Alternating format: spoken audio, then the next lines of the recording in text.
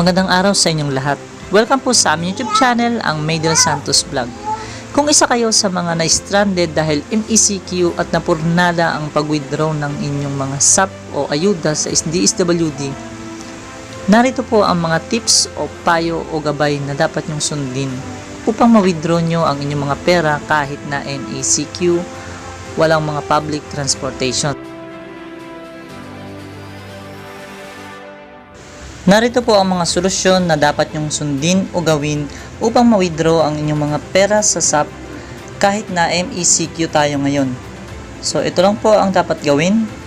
Ihanda ang inyong PNR o yung tinatawag na reference number na text ng mga service provider na inyong mga pinili at magdala ng isang valid ID gaya ng SSS ID, PhilHealth ID, Pag-ibig ID, TIN ID, UMID ID, Barangay ID na dapat ay hindi pa expired, PRC ID, Voters ID, Postal ID, Seaman's Book ID, Passport ID, 4-piece ID o yung tinatawag na card holder ng 4-piece, Senior Citizen ID.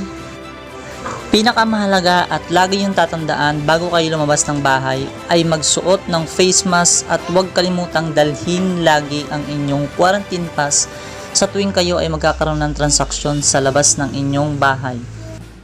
Dahil kung wala kayo nito ng mga quarantine pass na binigay sa inyo ng inyong mga barangay, ay hindi nyo pa rin mawi-withdraw ang inyong mga pera sa kanya-kanya nyong mga remittances na pinili.